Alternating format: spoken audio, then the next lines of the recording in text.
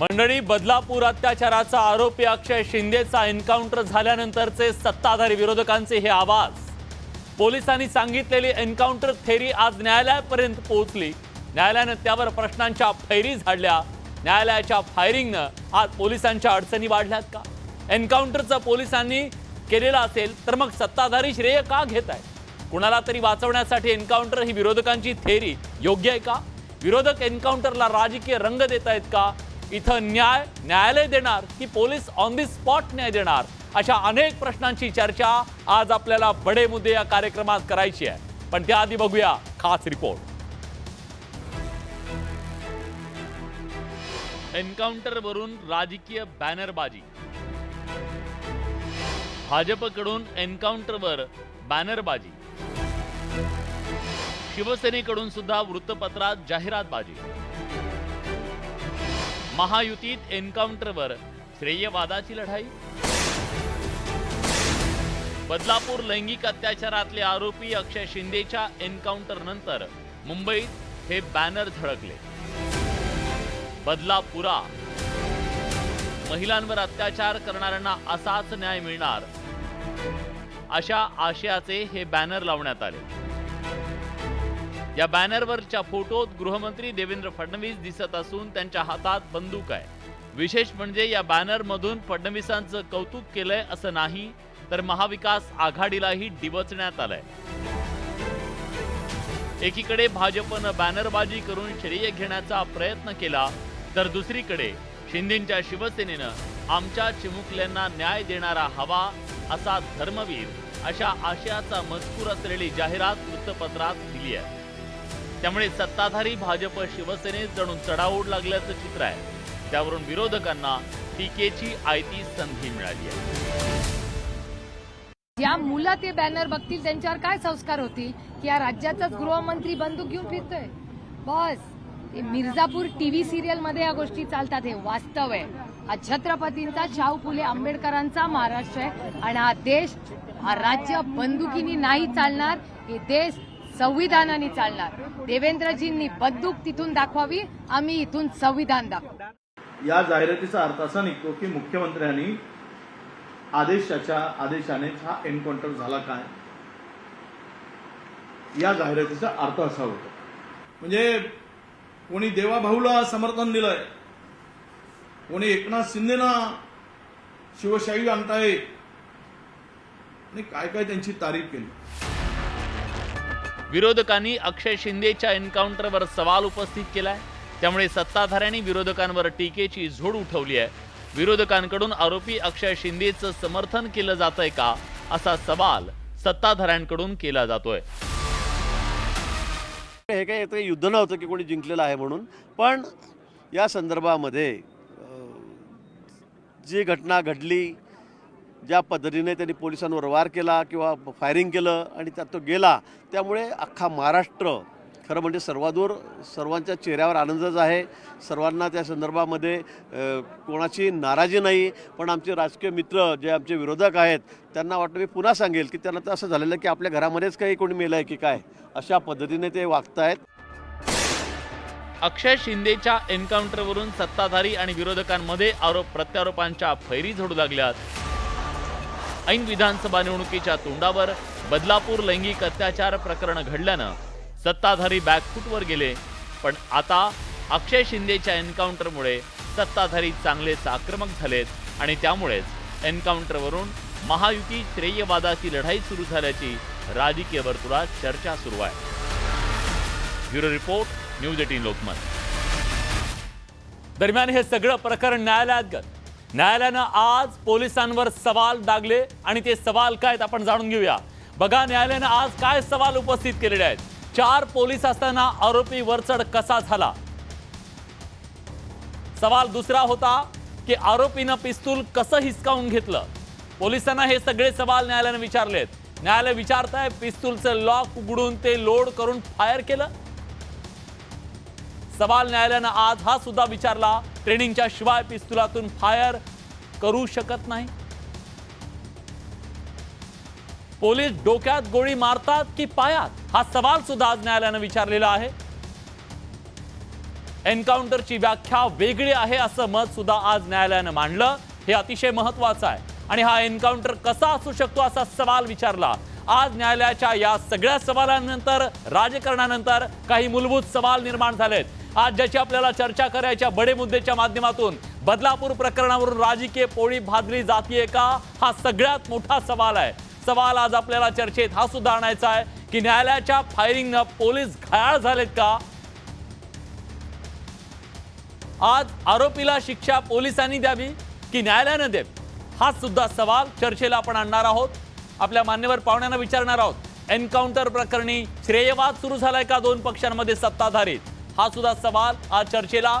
आणि कुणाला तरी वाचवण्यासाठी एन्काउंटर यात ही जी थेरी मांडली जाते त्यात तथ्य आहे का, हा सवाल आपल्याला आज या चर्चेच्या दरम्यान विचारायचा आहे. आणि या चर्चेत सहभागी होण्यासाठी मान्यवर पाहुणे आपल्या सोबत जोडले गेलेले आहेत. आपल्या सोबत शिवसेनेचे खासदार नरेश म्हस्के जोडले गेलेले आहेत. नरेशजी, स्वागत आहे तुमचं. काँग्रेसचे प्रवक्ते सचिन सावंत आपल्या सोबत आहेत. स्टुडिओमध्ये माझ्यासोबत भाजपचे मुख्य प्रवक्ते केशवजी उपाध्याय आहेत. केशवजी, स्वागत आहे. आपल्यासोबत ॲडव्होकेट गुणरत्न सदावर्ते आहेत आणि या सगळ्या प्रकरणातले याचिकाकर्ते असलेले ॲडव्होकेट असीम सरोदे सुद्धा आपल्यासोबत जोडले गेले आहेत. असीम सर, तुमचं सुद्धा स्वागत. पण सुरुवातीला मी जातोय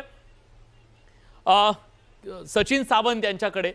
सचिन सावंतजी, ज्या प्रकारचे आरोप विरोधकांकडून केले जात होते त्या आरोपांना न्यायालयातल्या आजच्या सगळ्या फायरिंगनं बळ मिळाले का? तुम्ही जे म्हणताय तेच न्यायालयानं म्हणल्यानं तुम्हाला बळ मिळाले का? नाही, निश्चितपणे म्हणजे खऱ्या अर्थानं पाहायचं झालं तर कालपासून ज्या पद्धतीनं विरोधकांची संभावना केली जाते, कारण आम्ही जे प्रश्न विचारतोय ते बोचरे आहेत आणि ह्यांचं खरा चेहरा उघड करणारे आहेत.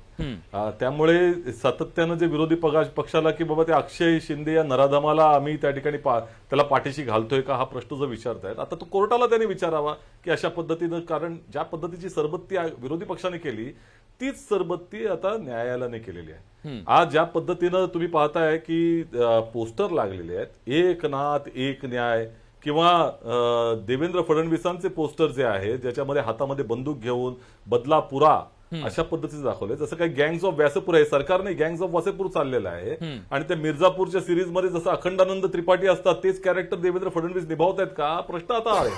आणि ज्या पद्धतीनं खोटं सांगितलं तर जनतेची दिशाभूल केली जाते. एके ठिकाणी तुम्ही म्हणताय की पोलिसांनी बचावामध्ये स्वतःच्या स्वसंरक्षणार्थ त्या ठिकाणी गोळी झाडली आणि मग दुसरीकडे या ठिकाणी पोस्टरबाजी केली जाते. आमचा थेट प्रश्न होता की तुमच्या मुख्यमंत्री आणि उपमुख्यमंत्र्यांच्या आदेशानं हा एन्काउंटर झाला का, हे तरी सांगा ना, मग लोकांना कळलं पाहिजे. चर्चेमध्ये घेतो त्यांना विचारतो, गँग ऑफ वासेपूर आहे की न्यायालयाचं, हे न्यायाचं सरकार आहे, कायद्याचं सरकार आहे? मग हे कायद्याचं सरकार याबद्दल शंका बाळगण्याचं कारण नाही. आता महाविकास आघाडी सरकारचं दुःख मी समजू शकतो. महाविकास आघाडी सरकारच्या जे लोक आहेत आता, खरं म्हणजे ज्या ज्यावेळी अशा घटना घडल्या, मी इतिहास आठवतो, तुम्हाला सगळ्यांना आठवत असेल, बाटला हाऊस एन्काउंटर झालं. सोनिया गांधीनं रात्रभर त्या गेल्या, त्या रडल्या, त्यांना रात्रभर झोप लागली नाही. खरं म्हणजे बाटला हाऊसला एन्काउंटर केलं होतं, दहशतवाद्यांना मारलं होतं. महाराष्ट्रामध्ये ज्या इशरत जहा ज्या अहमदाबादला मारली गेली त्यावेळी याच ठिकाणी शरद पवार गटांचे नेत्याने किती दुःख झालं होतं, की दुःखाचे उमाळे आले होते आणि ते धावत त्यांनी मदत जाहीर केली होती. ज्या ज्यावेळी एखाद्या अशा गुन्हेगाराला मारहाण होते, मारलं जातं, एन्काउंटर होतो, त्यावेळी महाविकास आघाडीतील, मग ते काँग्रेस असेल, मग ते राष्ट्रवादी शरद पवार गटाचे असतील किंवा उभाटा, आता त्यात उभाटा जोडले, या सगळ्यांना ज्या पद्धतीने दुःखाचे उमाळे येतात आणि कालपर्यंत जो माणूस त्यांच्या दृष्टीनं गुन्हेगार असतो तो आज एका क्षणामध्ये तो तर सूतक जणू आपल्याच घरातला कोणीतरी मारला गेला आहे. या पद्धतीचं सूतक महाविकास आघाडीतील तिन्ही पक्ष करतायत.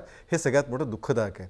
खरं म्हणजे बदलापूरची घटना अत्यंत दुर्दैवी आहे. ज्या पद्धती झालं ते समर्थन कोणीच करू शकणार नाही. त्याबद्दलचं तातडीने सरकारने पावलं उचलली, SITने त्याबद्दलचं आरोपपत्र तयार केलं होतं, त्या गोष्टी सगळ्या सुरू होत्या. आणि अशावेळी खरं म्हणजे या सगळ्या प्रकरणामध्ये कुठेच लपवालपी किंवा हेळसांड अशी सरकारने केली नाही. सरकार त्या पद्धतीने कारवाई करत होतं. त्यामुळे तरीसुद्धा सरकारवरती कालपर्यंत फाशी झाली पाहिजे, सरकार अमुक आहे, सरकार तमुक आहे असं म्हणणारे हे तिन्ही पक्ष आज मात्र वेगळ्या भावना व्यक्त करतायत, विरोध करतायत. हे दुःख आहे, क्लेशकारक आहे आणि निर्लज्जपणाची हद्द पार करणार आहे. नरेश म्हस्केजी, सवाल उपस्थित केला जात आहे, पोलिसांनी जर एन्काउंटर केलं असेल तर जाहिराती तुमच्या कशासाठी? ठीक आहे, हा तुम्ही बोला, मी नरेशजींकडे जातो. हा सचिन सावंतजी, तुमचं म्हणणं. हा पटकन कमेंट त्याच्यावरची पुढे जाऊ. नाही म्हणजे आता ही जी संभावना केली जाते निर्लज्जपणाची वगैरे, कारण आम्ही जे प्रश्न विचारलेत ते यांना बोचतायत, परंतु न्यायालयाने देखील तेच प्रश्न विचारलेत. आता ही जी आमची त्याची संभावना उत्तर केली देतो ना जाते, मी. न्यायालयाबद्दल देखील अशाच प्रश्न पद्धतीचे जे शब्द वापरणार काय? सचिनराव, तुम्ही ज्यावेळी मंडळी. एक सांगतो, विलासराव जे प्रश्न विचारते त्याची उत्तर मी देतो. नाही, आणि प्रश्न प्रश्न असा असा आहे, आहे, विरोधी केशवराव, पक्षांकडनं एका पहिली गोष्ट अशी आहे की परिपक्वतेची तुम्हाला अपेक्षा त्याची असते. उत्तर देता येत ज्यावेळी नाही आणि तुम्ही असं लोकभावना सांगताय की अत्यंत नीट तीव्र पद्धतीने क्षुब्ध तपास केला. असतात, सुरुवातीपासून- त्या लोकभावना आतापासून किती क्षुब्ध इथपर्यंत होत्या त्या आपण आजही सुद्धा तर बघितल्या. CCTV फुटेज आणि गायब आहे. अशा वेळी या ज्या प्रकरणातला दुसरा पद्धतीने आरोपी जो निर्लज्जपणाची आपटे आहे, कळस तो गाठत आजही 1 महिना झाला काँग्रेसचे फरार आहे, नेते तुम्हाला ज्या पकडता येत पद्धतीने नाही, व्यक्त तुमचे आरोपी करतायत फरार ते होतात, निर्लज्जपणा तुमच्या आणि ठिकाणी पहिला पकडले प्रकार जात नाही. नाहीत. ज्या ज्यावेळी बरोबर एन्काउंटर अशाच होतं प्रकरणामध्ये त्याचे का CCTV काँग्रेसचे फुटेज गायब नेते दुःख होतात. होतं, हे ते सगळं का प्रकरण जे काँग्रेसचे आहे ते नेते दाबण्याचा सुतक प्रयत्न पाळतात. होतो. मी बाटला हे उचलत सोनिया सगळ्या गांधी पासूनचे गोष्टी रेफरन्स तुमच्याच देतो. बाबतीत कशा आणखी मी घडतात? रेफरन्स द्यायला तयार हा आहे. प्रश्न आहे. ज्या आणि ज्या अचानकपणे एन्काउंटर बंदुका घेऊन झालं, ज्या तुम्ही ज्या बाहेर एखादा पडता आणि दहशतवादी पोस्टर गुन्हेगार दाखवता. मारला गेला, लोकांना हे पटणारं त्यावेळी नाहीये. देशामधले उदाहरण गृहमंत्र्यांनी अनेक आहेत हातामध्ये की काँग्रेसच्या बंदूक घेऊन लोकांना पोस्टर सुतक लावावेत येतं. का? का हा बाबा प्रश्न आहे. गुन्हेगारों का ठीक आहे, असं नाही, म्हणायचं नाही, का? मवे का हात मला गुन्हेगारों के मला साथ नरेश हे मस्केजींना या म्हणायचं का? चर्चेत आणायचं आहे. नरेश मस्केजी, त्यांचा सवाल आहे, तुम्ही बंदूक घेऊन फोटो काय टाकता, तुम्ही कशा प्रकारे हे जाहिरातबाजी करता, ते कशासाठी तुम्ही काय केलं म्हणतायत ते? नाही, अडचण कोणाला आहे? जर विरोधी पक्षांना अडचण असेल, हो. हे बघा, लोकभावना आहे. हम्म. आपण जर लोकांमध्ये गेलात, आपण सोशल मीडियावर जा, तुम्ही बघा लोकांनी काय म्हटलंय, काय झालंय माहितीये का? हम्म. मुळात लोकांच्या भावना या कोणी भडकवल्या आहेत? ते विरोधी पक्षाने. हम्म. तुम्ही आठवतंय का, ज्यावेळी ही घटना घडली त्यानंतर मी नेहमी तेच सांगतोय, कारण मी ठाणे जिल्ह्यातला आहे. हम्म. मला माहित आहे त्या ठिकाणी काय घडलं ते. बाहेरून 30 बसेस त्या बदलापुरात सडनली त्या दिवशी नेण्यात आल्या. त्यांच्या हातात लाडकी बहीण योजनेच्या विरुद्धचे बॅनर दिले गेले आणि त्या रेल्वे चक्का जाम केलं गेलं. आणि काय आंदोलनाचा विषय काय होता? ताबडतोब आमच्या हातात तो आरोपी आणून द्या, त्याला रस्त्यावर फाशी द्या, आजच्या आज फाशी द्या. अशा पद्धतीने आंदोलन त्या ठिकाणी केलं गेलं. बरं, त्या आंदोलनाचे लीडर कोण होते? हम्म. तर महाविकास आघाडीचे नेते, उभाटाचे नेते. अहो, लोकांच्या डोक्यात तुम्हीच घातलं गेलं. संविधानामध्ये ताबडतोब फाशी दिली जाणार होती का? तर नाही. मी पण घेतो तरी सचिनजी सुद्धा बरोबर. सचिनजी. लोकांच्या डोक्यात सचिनजी, ते असं आपणच म्हणतात, घातलं आम्ही ते गेलं. व्हिज्युअल सुद्धा दाखवतोय. एका बाजूला आपणच मागणी घातलं करायची, गेलं. आत्ताच्या आत्ता फाशी बघा, द्या, चौकात ते फाशी द्या. व्हिज्युअल्स तुम्ही बघा. फाशीचा दोर तिथे लटकवला गेला होता. दोन्ही बाजूने ताबडतोब. राजकारण आणि झालं का? सचिनजी. सरकारला दोषी पकडलं जात होतं. आज जी कृती झाली, लोकांमध्ये आपणच ते डोक्यात घातलं आणि त्यामुळे कृती झाली. लोकांनी त्या कृतीचं स्वागत केलं गेलं. त्यामध्ये याला जबाबदार आपण आहात. त्यावेळी सरकारला दोष देताना ताबडतोब फाशी द्या, ताबडतोब फाशी द्या, तेव्हा सरकारला दोषी पकडण्यात आपणच होतात. बरं, नुसतं बदलापूरमध्ये नाही, तुमचे नेते अख्ख्या महाराष्ट्रामध्ये दुसऱ्या दिवशी आंदोलन केलं गेलं की अशा पद्धतीने. आणि आता लोक त्याचं स्वागत करतायत जी कृती झाली त्याला. याला जबाबदार आपण विरोधी पक्षच आहात. आणि कोर्टाने, पोलिसांनी केलेलं जे काही त्यांच्या हातून जे कृत्य घडलेलं आहे त्याला त्यांनी दोषी नाही ठरवलं. त्यांनी चौकशी करायला सांगितलेली आहे. चौकशी त्या ठिकाणी उत्तर द्या. चौकशीचा रिपोर्ट मागितलाय. तुम्ही ज्या पद्धतीत लोकांमध्ये आणताय नाही तर की बाबा काय- कोर्टाने दोषी कुणालाही ठरवलेलं नाहीये. कोर्टाने क्लेरिफिकेशन मागितलेलं आहे, ते त्या ठिकाणी मिळेल. ठीक आहे सचिनजी, उत्तर. नरेश मस्केजी जे म्हणतायत ऐकून घ्या. त्यांच्यामध्ये काय झालंय की त्यांना आता प्रवक्ते बनायचे ते महायुतीचं, तर तुम्हाला फेक ऐका, मला बनायची गरज नाहीये सचिनजी. बदलापूरच्या घटनेमध्ये जेव्हा झाली त्यावेळेला लोक जी उतरली होती ती तिथलीच लोक होती ज्यांना तुम्ही त्या ठिकाणी अरेस्ट केलं. ते सगळेजण बदलापूरचे नागरिक होते. हे स्पष्ट झालंय. आणि हे सगळ्यांचा जो फेक प्रोपगंडा होता की बाहेरनं आणलं गेलं, ते तोंडावर पडलेलं आहे. आता जन आक्रोश झाला, तिथे लोक 8-8 तास थांबले, तिथे ट्रेन थांबवल्या गेल्या, त्या संदर्भामध्ये ह्यांना उत्तर नव्हतं. म्हणून आता अशा पद्धतीने दाखवतात की त्याच्यामुळं आम्ही ते फेक एन्काउंटर केलं का किंवा एक एन्काउंटर केलं का. म्हणजे ह्या गोष्टीचं देखील त्याचं उत्तरदायित्व जनतेवर टाकतायत. अरे बाबा, इथं प्रश्न असा आहे की इथं पोलिसांनी जे केलं ते एके ठिकाणी पहिल्यांदा आत्महत्या म्हटलं गेलं, नंतर स्वसंरक्षणार्थ त्याला मारलं गेलं म्हटलं गेलं, आणि त्यानंतर सरकारतर्फे आणि भाजपतर्फे स्वतःची पाठ थोपटवण्याचा प्रयत्न केला गेला. मग त्याचा जन आक्रोशाशी संबंध काय? म्हणजे जन आक्रोश होता म्हणून तुम्ही एन्काउंटर केलं का? म्हणून तर हा प्रश्न विचारला की तुम्ही एन्काउंटर का आम्ही आदेश काही दिलात केलं का? नाहीये. मुख्यमंत्री आणि गृहमंत्र्यांनी जाहीर करावं मला ना. वाटतं तुमचे पोस्टर एक- लागतात ना एक- बंदुका सचिन घेऊन. सावंतजी- तुमच्याच त्या ठिकाणी एक नाथ एक न्याय दाखवतात ना. सचिन तो सावंतजी जनतेत लावलेला असंतोष नाही. निर्माण सोशल करण्याचा मीडियाचा प्रयत्न संबंध काय या तुम्ही काँग्रेसच्या गोष्टीशी? लोकांनी केला भारतीय आणि या जनता घटनेचं पक्षानं अत्यंत जे निर्लज्ज केलेलं राजकारण आहे हे देवेंद्र कायम करण्याचा फडणवीसजी पहिल्या आणि दिवसापासून मुख्यमंत्र्यांनी बदलापूर घटनेचा प्रयत्न तुम्ही त्याच्याबद्दल केला. तुमचं उत्तर हे या काय? देशातलं या आणि राज्यातलं आणि वास्तव आहे. एकच गोष्ट तुम्ही जर शांतपणे ऐकून केशवराव, घेतलं तर त्याचे उत्तर देतो. केशवराव तुम्ही आम्ही आता सांगतो उत्तर द्यायला तयार आहे ना त्याची. फक्त अरे आपल्या माझं उत्तर देतो ना मी. आधी अडचण माझं हीच आहे. बोलू तर पूर्ण होऊ द्या. अरे बोलणं पण माझं किती बोलणं वेळ तर आपण पूर्ण होऊ द्या. मुद्द्यावरती बोलूया ना. आपण जर आपण लांबलचक बोलत असतो तर चर्चा ठीक आहे. एकाच मी सावंतांपुरती आज आपण माझं हे कोर्टाचा- किती वेळ कोर्टाचा बोलायचं हे आराऊंड तुम्ही मला या- ठरवणार का? मला या ते- चर्चेत ते- असीम सरोदेंना त्या आणायचंय. ठिकाणी अँकर ठरवणार. सचिनजी मी फक्त असीम सरोदेंजींना एकदा या चर्चेमध्ये घेतो. असीमजी, ज्या प्रकारची आज भूमिका कोर्टानं मांडलेली आहे, काही महत्वाचे मूलभूत सवाल उपस्थित केलेले आहेत. हे सवाल खऱ्या अर्थानं इथल्या व्यवस्थेला, पोलिसांना, सगळ्यांच्याच कार्यक्षमतेवर प्रश्नचिन्ह निर्माण करणारे आहेत का? मी या प्रश्नाचं उत्तर देतो, पण माझी एवढीच विनंती आहे की जे काही जण मध्ये मध्ये बोलतात त्यांनी मध्ये मध्ये बोलू नये. त्यांचं बोलणं पूर्ण आम्ही ऐकलेलं आहे, तर आमचं पण बोलणं त्यांनी ऐकावं. त्यांना काय आम्ही प्रश्न विचारत नाहीये. त्यामुळे सगळ्यात महत्वाचा मुद्दा हा आहे की न्यायालयीन दृष्टिकोनातून पाहिलं, संविधानिक दृष्टिकोनातून पाहिलं तर जगामध्ये सगळीकडे एन्काउंटर हे बेकायदेशीर आहे. सर्वोच्च न्यायालयाने निर्णय दिलेले आहे अनेकदा, आणि त्यांनी सांगितलंय की एन्काउंटर हे बेकायदेशीरच नाही, तर एन्काउंटरच्या विचाराचं समर्थन करणं हा गुन्हेगारी विचार आहे, असं सर्वोच्च न्यायालयाने PUCL versus state of Maharashtra या केसमध्ये सांगितलं. त्यामुळे एन्काउंटर हे चालतच नाही. आता हा तर नुसता एन्काउंटर नाही, हा कस्टोडियल एन्काउंटर आहे. कारण की व्हॅन मध्ये 4-5 पोलीस होते आणि त्यांच्या हातून त्या माणसांनी बंदूक हिसकून घेतली असं म्हणतात, ज्याच्या हातकड्या बांधलेल्या होत्या. साधारणतः हातकड्याचं अंतर हे असेल असं, तर ती बंदूक धरायला ते हात मोकळे असले पाहिजे, ते अनलॉक करण्याचं प्रशिक्षण असलं पाहिजे. हे सगळे मुद्दे कोर्टाने लक्षात घेतलेले आहे. त्यामुळे ज्या पद्धतीने मारलेलं आहे ते ठरवून मारलेलं आहे. राजकीय षडयंत्र याच्या मागे आहे हे स्पष्ट आहे आणि लोकांच्याही लक्षात आलेलं आहे. आता आधी लोकांचा जो काही जनप्रक्षोभ झाला आणि त्यांनी ते फाशीचे दोर वगैरे घेतले, तर समाज सुद्धा आपला असाच आहे जसे आपले राजकीय नेते आता विचार करतात, पोस्टर लावणारे सगळेच. आणि याच्या आधी सुद्धा ज्या घटना घडल्या तेव्हा ज्यांनी त्यांच्या वर्तमानपत्रात लेख लिहिले ते सगळेजण सुद्धा. पण मुद्दा हा नाही का तेव्हा जनाक्रोश जो होता, तुम्ही आता असं बोलताना म्हणालात की आपली जनता सुद्धा अशी आहे. या जनतेच्या त्या रोषावर स्वार होऊन जेव्हा नेते, विरोधी पक्षातले नेते सांगत होते की यांना चौकात फाशी द्या, यांना इथं फाशी द्या, त्यांना आमच्या हवाली कर, मग तिथंच विरोधी पक्ष सुद्धा राजकारण करत नव्हते का? आज हे करतात, ती काल करत होते. बघा, मी त्याच्यामुळेच म्हटलं, याच्यापूर्वी जेव्हा एन्काउंटर झाले असतील, ज्यांनी कोणी लेख लिहिले असतील, त्याचं समर्थन केलं असेल, ते सगळे बिंडोक आहेत. आणि तसेच बिंडोकपणा आपण नेहमी करत राहणार का? जो त्यांनी आधी कोणी केला असेल ते आता पण करणार, 2024 मध्ये करणार, 2025 मध्ये करणार.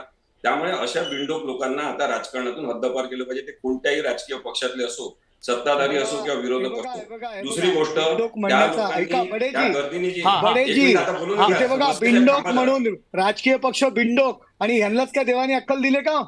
अहो, हे जे बोलतात महाशय ते हेच ना. उद्धव ठाकरेंबरोबर एका प्रेस कॉन्फरन्सवर विधान परिषदेवरती आमदार होण्याकरता यांचे सगळे प्रयत्न चालले. हे सुद्धा एका राजकीय पक्षाच्या स्टेजवर व्यासपीठावर असतात. आणि बाकी सगळ्या या मुद्द्यावर पहिल्यांदा इथे येतात, त्यांचा पहिला निषेध केला पाहिजे. ही भाषा बरोबर नाही. ही अरे नाही, पण हा मगरुरीपणा कुठून आली? कोण आहे असीम सरोदे? दुसऱ्याला मूर्ख म्हणणारे कोण आहे? कोण आहे मुळामध्ये? तुम्ही समजता का स्वतःला? दुसऱ्याला मूर्ख म्हणणारे कोण आहात तुम्ही स्वतःला समजणारे? या देशाचे नागरिक आहात, या देशाच्या नागरिकांना सन्मान मिळायचा, सन्मान दिला पाहिजे. आणि तुम्ही दुसऱ्याला मूर्ख म्हणता? ही कुठली भाषा आहे? त्यांचं म्हणणं ही कुठली भाषा आहे? दुसऱ्याला मूर्ख समजला? अरे हे कोण लागून कोण गेलं आहे? अरे ही कुठली भाषा आहे तुमची? समजता कोण स्वतःला तुम्ही? देशाचे नागरिक आहात, इतरांना सन्मान द्यायला शिका. दुसऱ्यांना मूर्ख म्हणायच्या आधी आपला मूर्खपणा वारंवार सिद्ध करू नका. यापूर्वी 10 सिद्ध करून झालाय तुमचा. काय पद्धती कुठली मगरुरी तुमची? सर्वसामान्यांचा वागा, इतरांना सन्मान द्या तर सन्मान मिळेल. वैयक्तिक जायला नको. आधी तुम्ही इतरांना सन्मान द्यायला सांगा. कुठल्या मगरुरीत भाषा कुठली मगरुरी? केशवजी त्यांचं म्हणणं पूर्ण करू. हेच चालणार नाही. त्यांचं म्हणणं विलास पूर्ण हे करू. बरोबर काय नाही. चालणार आहे? ठीक आहे. दुसऱ्यांदा मूर्ख ठीक आहे. बनवा. ही कुठल्या एक अधिकारात मिनिट, नाही बिलाल काय? कडे, ही माझं कुठली ठीक आहे, ठीक भाषा आहे. आहे? मी आपण त्यांचं म्हणणं ऐकूया, त्यांचं म्हणणं ऐकूया. हा, माझं असीमजी पूर्ण बोला. म्हणणं ऐकून घ्या. माझं असीम सर पूर्ण बोला. म्हणणं ऐकून घ्या. हा. मी म्हटलं की याच्यापूर्वी ज्यांनी ज्या राजकीय पक्षातल्या लोकांनी एन्काउंटरचं समर्थन केलं असतील ते बिनडोक आहेत असं माझं म्हणणंच आहे. त्यामुळे ते सगळ्या राजकीय पक्षांना लागू आहे. आणि मी हे आता पण सांगतो तुम्ही की- उभाटाचं व्यासपीठ शेअर करता तेव्हा काय चाललंय एक हे? मिनिट तुम्ही शांत बसा. हा? तुम्हाला लक्षात येत नाही मुद्दा. तुम्हाला काय याला लक्षात फक्त येत नाही उभाटा, मुद्दा? हा पक्ष तो पक्ष एवढंच आहे तसं नाही. तुम्ही बोला ना, ते पण नालायक आहेत म्हणून. हा मुळामध्ये कायद्याचा मुद्दा आहे. मित्रांनो, तुम्ही फक्त उच्च खासदार अधिकारी झाले. मगरुरी तुम्हाला असीम फक्त सरोदची माहिती- कुठली भाषा आहे ही? आता ही काय ऐका. भाषा आहे याच्यामध्ये? ठीक विलास, आहे. हे चर्चा नाही, नाही नाही, तुम्ही- नाही, नाही, माहिती आहे. म्हणजे काय? मला वाटतं आपण वैयक्तिक नको. मला या चर्चेमध्ये जात आहे. विलाशी, एक हा मिनिट मला प्लीज तुमचा करू द्या. मुद्दा पूर्ण करा. तुमचा मुद्दा पूर्ण करा. माझा मुद्दा पूर्ण करू द्या. मी मगाशीच म्हटलं की जे लोक एन्काउंटरचं समर्थन करणारे यापूर्वीच्या सगळ्या राजकारणामध्ये ज्यांनी एन्काउंटरचं समर्थन केलं असेल ते सगळ्या राजकीय पक्षातले लोक हे बिनडोक आहेत हे माझं म्हणणंच आहे. तर आता हा मुद्दा मी सांगितला. आता हा मुद्दा कायदेशीर आहे. हा मुद्दा संविधानिक आहे. दुसरी गोष्ट अशी आहे की जे लोक त्या दिवशी जमले होते ते सुद्धा अशाच भावनिक विचाराने जमलेले होते. कोणत्या राजकीय पक्षाचे असतील आणि बरेच जण त्या भागातले लोक असतील. हे भावनिक लोक जे आहेत त्यांच्यामुळेच आपल्याला नुसतं भावनांचं राजकारण करणारे राजकीय नेते दिसतात ज्याच्यामुळे एन्काउंटर सारख्या घटना होतात आणि त्या बेकायदेशीर आहे. आपल्याला समाजाला न्यायाच्या मार्गावर न्यायचा आहे की बेकायदेशीरतेच्या मार्गावर न्यायचा हा मुद्दा आहे.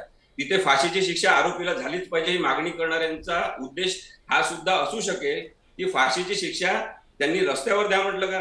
फाशीची शिक्षा ही न्यायालयीन प्रक्रियेतून झाली पाहिजे. नाही ज्यांनी नाही, रस्त्यावर मी फाशीची माफ शिक्षा करा. दिली ते चुकीचं. कालचा बाईट आहे असीम सर, कालचा बाईट आहे. आदित्य ठाकरे मंत्री होते ह्या महाराष्ट्राचे, त्यांनी स्वतः सांगितलं चौकात फाशी द्या. ही चौकात फाशी महाराष्ट्रात चुकीचं आहे. चुकीचं त्यांनी जर आहे. म्हटलं ठीक आहे. असेल, त्यांचं नाही समर्थन बोलले ते करत काल नाही, ती बाईट मी त्यांनी ऐकू बोला सुद्धा ना, आदित्य शकतो. ठाकरे मला या बिनडोक आहेत. चर्चेमध्ये हे विधान करा जरा. आदित्य ठाकरे बिनडोक आहेत म्हणून. नाही एकाने आपण विधान वैयक्तिक करत नको होता. जायला. आपण नाही, वैयक्तिक नको जायला. मला या चर्चेत गुणरत्न जे सदावर्ते यांना कोणी- आणायचं. जे कोणी- सदावर्ते सर, जे कोणी ज्या लोकं अशा ज्या प्रकारची एन्काउंटरचं आज समर्थन न्यायालयानं करतात, सगळी ही ते भूमिका लोक मांडलेली आहे, आहेत. कानउघडणी केलेली आहे, त्यांचं प्रशिक्षण जोरदार झालेलं फायरिंग आहे. केली असं म्हणूया, प्रश्नांची सरबत्ती केली आहे. हे या सगळ्याकडे राजकीय दृष्ट्या हे सगळं बघितलं जातं, पण कायदेशीर दृष्ट्या कसं पाहायचं? ह्या चर्चेतनं आणि संबंध महाराष्ट्रातल्या आणि हिंदुस्थानातल्या लोकांच्या भावनेच्या संबंधानं मी दोन गोष्टी आपणास सांगतो. एक, ज्या प्रकारे त्या लहान चिमुकल्या ताईंवर अन्याय झाला, अत्याचार झाला, ते पाहता मृत्यू जो आहे त्या आरोपीला मिळाला, त्याच्या कर्माने मिळाला किंवा स्वसंरक्षणार्थ पोलिसांनी केला, त्याला ढार पडावं लागलं, ह्या गोष्टी ज्या आहेत स्वसंरक्षणार्थ मान्य आहेत, कायदासंमत आहेत. आणि त्यामुळं जे कोणी गौरंग घालत आहे ना कालपासून, मग मी पॉलिटिकल ॲक्टिव्हिस्ट असल्यामुळे 2-3 नावं घेतो. माझी सुप्रिया ताई असेल किंवा सुषमा अंधारे असतील, जे कोणी गौरंग घालेलेत ना, जसं काय त्यांच्या घरातलं कोणी मेलंय, त्यांना मला सांगायचं आहे की लक्षात ठेवा, भावनांशी सामान्यांच्या खेळू नका. तुमच्यावर सुद्धा गौरंग घालायची वेळ येईल आणि लवकर येईल. आता दुसरी गोष्ट कायदेशीर सांगतो, माननीय न्यायालयाने आपली मर्यादा राखली पाहिजे. मी अत्यंत नम्रपणे विथ फुल ऑफ रिस्पॉन्सिबिलिटी सांगत आहे की माननीय उच्च न्यायालयांना सावंत हातच जोडावं लागतात माझ्यासमोर, कारण तुम्ही अनेक वेळेस तुमच्या पक्षांनी पटक्या खाल्लेल्या आहेत. तुम्हाला सांगतो की स्पष्टपणे माननीय सर्वोच्च न्यायालयाने सांगितलेलं आहे की माननीय उच्च न्यायालयांना इनहरंट पॉवर्स आहेत पण अनलिमिटेड पॉवर्स नाहीत. त्याच्या मागचं धोतक हे आहे. तुम्हाला सांगतो, भारतीय नागरी सुरक्षा संहिता असेल, त्या संहितेमध्ये स्पष्टपणे सेक्शन 196(2) अंतर्भूत करण्यात आला. हे बघा, त्या हळकुंडानं पिवळे झालेल्यांना इकडून तिकडून लुडबुड करून काहीतरी मिळवलेल्यांना ते समजण्यासाठी वेळ लागेल. त्याच्यासाठी की नाही मुरवावं लागतंय, त्याच्यासाठी पाजरावं लागतंय. तुम्हाला सांगतो, आज माननीय न्यायालयाने मला असं वाटतंय की इनहरंटच्या ऐवजी अनलिमिटेड बोलायला सुरुवात केली. सेक्शन 2 मध्ये 196च्या जे सांगितलेलं आहे, जे माननीय सर्वोच्च न्यायालयाने अनेक वेळेस अधोरेखित केलंय, त्याचबरोबर ह्याच माननीय उच्च न्यायालयाचे न्यायमूर्ती ऑनरेबल जस्टिस A.S. ओका साहेब आणि A.S. सय्यद साहेबांच्या जजमेंटनी सांगितलेलं आहे की कस्टडियल ज्यावेळेस डेथ होतो त्यावेळेसची ती एक वेगळी संहिता आहे. त्याच्यामध्ये मॅजिस्ट्रियल इन्क्वायरी आहे. सीआयडी किंवा जे काही राजकारणी लोक, अरे कमीत कमी पुस्तक तर वाचा यार, मजा म्हणून काहीतरी मिळतंय म्हणून पोट भरतंय म्हणून चर्चा करू नका. सांगायचं तात्पर्य की स्पष्टपणे सांगितलेलं आहे की मॅजिस्ट्रियल इन्क्वायरी असेल, नुसती मॅजिस्ट्रियल इन्क्वायरी नसेल तर त्या रिपोर्टला 2 ठिकाणी पाठवायचंय. DK Basu versus state of West Bengal जी जजमेंट झाली त्यानुसार प्रत्येक मानव अधिकार आयोगाला एक कमिटी फॉर्म करण्याला सांगितली. त्याला म्हणतात DK बसू कमिटी. आपल्याही राज्यामध्ये निवृत्त न्यायमूर्ती आहेत, ते त्या समितीचे अध्यक्ष आहेत आणि त्यांच्याकडे रिपोर्ट जातो आणि त्यानंतर मग हायकोर्टकडे रिपोर्ट जातो. त्याचं कारण असं आहे विलासजी, तुम्हाला आपल्या या चर्चेतून महाराष्ट्रातल्या जनतेला मला सांगायचं आहे की त्याचं कारण असं की पोलिसांच्या तपासाच्या संबंधानं इथे बॅरिकेड आहे. अरे मागणीच करायची असेल, अरे डोकं स्वतःला शहाणा जर डिक्लेअर करून घेत असाल तर कमीत कमी हे सांगा की मॅजिस्ट्रेटला इन्क्वायरी करायला सांगा, जे आदर्श संहितेमध्ये सांगितलेलं आहे.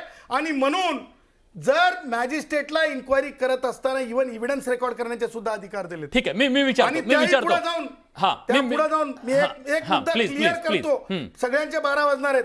तुम्हाला सांगतो माननीय सर्वोच्च न्यायालयाच्या निर्णयाच्या नंतर तुम्हाला सांगतो 2020 मध्ये सुद्धा माननीय न्यायमूर्ती HL दत्तू ज्यावेळेस चेअरपर्सन होते नॅशनल ह्युमन राईट्स कमिशनचे, त्यावेळेस त्यांनी स्पष्टपणे निर्देश दिलेत.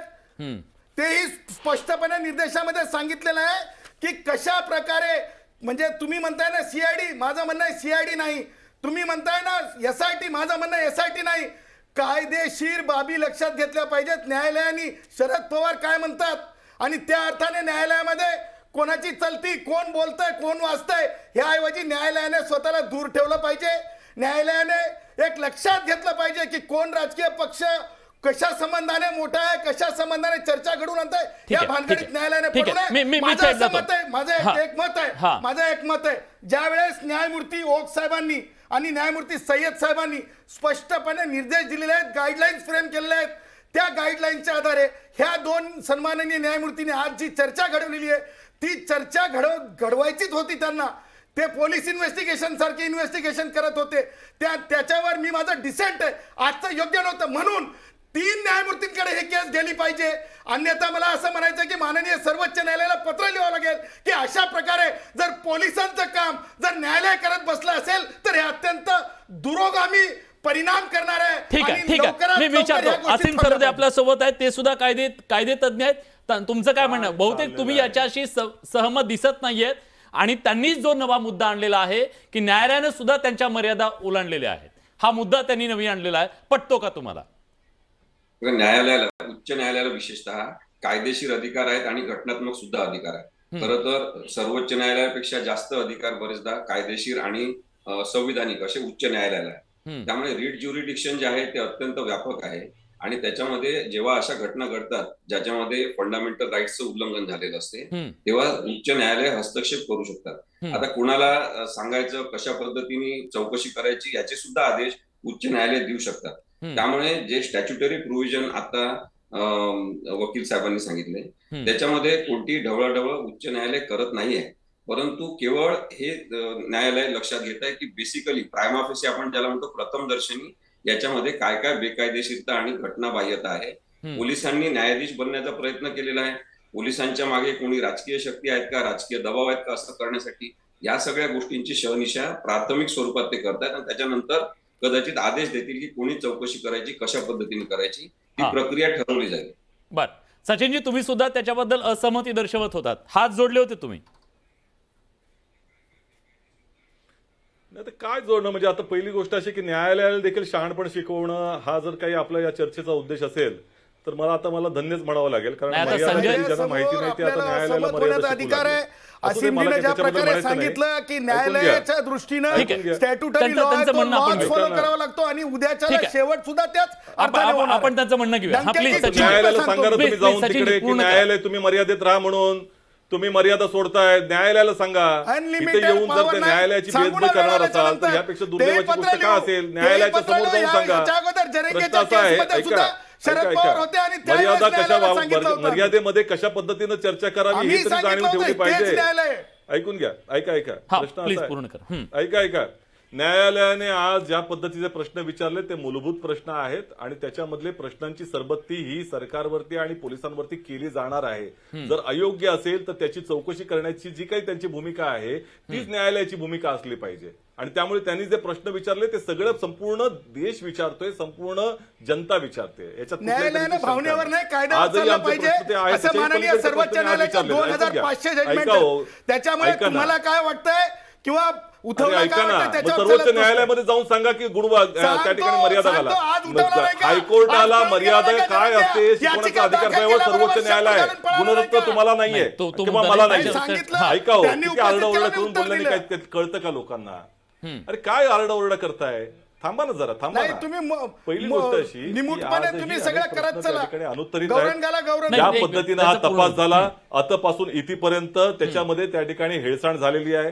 त्या पद्धतीनं जर तुम्ही पाहिलं तर त्या एका व्हॅनमध्ये जिथे गेली होती तिथं सीसीटीव्ही फुटेज नाही. तिकडेच मनसुख हिरेंचा जे हत्या झाली होती. दोघंही जे काही जे मारेकरी आहेत किंवा ज्यांच्या हातून झालेले आहेत त्याचे गुरु एकच आहेत.